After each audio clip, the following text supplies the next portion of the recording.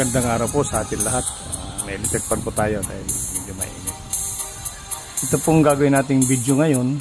Tungkol pa ito doon sa napanood ko na sa YouTube at saka sa Facebook na electric man. Pero ito po, hindi po ito pagsira sa mga nagbablog o gumawa noon. Kasi wala po tayong karapatan na manira po sa kapwa.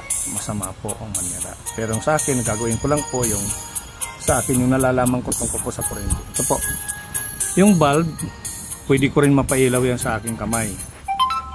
Ito po. Panoorin lang po natin. Ito pong bulb na to ay saksak natin sa kuryente. Iilaw po yan kasi kuryente yan. Ayan. Yan, may ilaw po. Bunutin natin. Harap ang bunot. Yan, oh. Saksak natin. May ilaw. Ito rin pong isang bulb. Tanggalin natin. Iilaw din po ito. Ito. Saksak natin sa kuryente. Iilaw po. Yan. Paalala lang po ha. Ang kuryente, lalo na po yung wala pa pong alam sa kuryente, huwag po tayong basang sumubok o gumawa ng para kang electrician. Ay, wala pa tayong alam, wala tayong karanasan. Kasi ako, minsan nakuryente na ako. Kaya lang, siyempre, kahit papano may alam tayo. Kaya kahit papano, malayo tayo sa... Kasi noon, tinuruan kami niyan kung paano hawakan yung positive. Na walang talagang balot ang kuryente, hawakan mo. Palibas ay magaling nagturo sa amin, alam namin na hindi kami makukuryente. Ay huwag po natin gagawin ito ng subukan.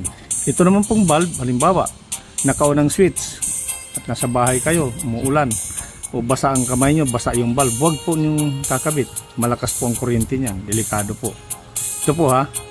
Ngayon, papaliwanag ko na sa inyo kung paano ko mapapailaw sa aking kamay ito pong bulb na ito. Dali ha, kukunin ko po yung bulb. Itong bulb na ito, kapag ang connection po nito, halimbawa, kaya po ito napapailaw na sa ating kamay. Ayan, tingnan natin ha, kahit ako pipisilin ko, iilaw yan. Ayan, may ilaw na ano, di ba? Nahawakan ko lang. Ayan, may ilaw yan. Pag napisil natin, kasi ang dugo natin, dumadaloy po dyan ang ground. Ito po, ground po tayo eh. Ayan, pag binitawan mo sa ibaba, wala na. Pag pinisil mo, iilaw. Pero hindi pisil na halimbawa, kailangan mapipisil mo nito mula dito at saka yan. Kahit ilagay po natin sa baso, iilaw din. O kaya basahin lang natin ng kaunti. Ito po yung baso ha.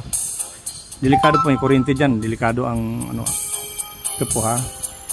Ito po delikado sa tubig kasi kuryente yan. Ngayon ito po, pag binasa natin to yung daliri natin, ha? Isa lang daliri natin ito, hawak ko ha.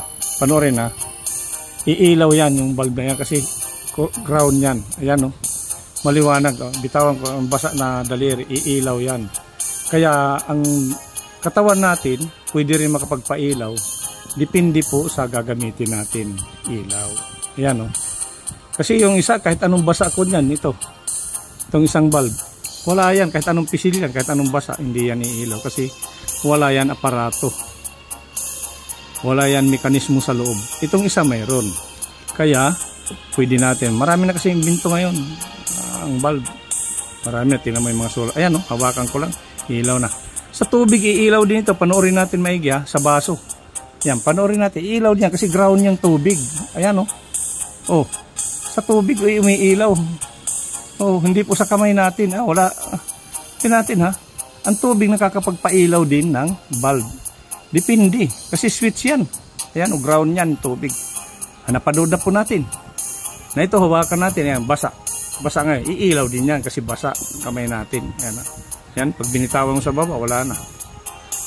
Maliwanag po. Pero, inuulit ko lang, hindi po ito sa pagsira doon sa electric man. Kasi baka totoo nga. Kasi sa isda, mayroon pong electric eel na may kuryente. Diba? Electric eel, may kuryente daw yun, yung parang palos na igat, may kuryente daw yun. Kaya dati napanood ko yun sa sa National Geographic, kinagat ng buhaya na kuryente yung buhaya. Kaya yun siguro ang electric eel.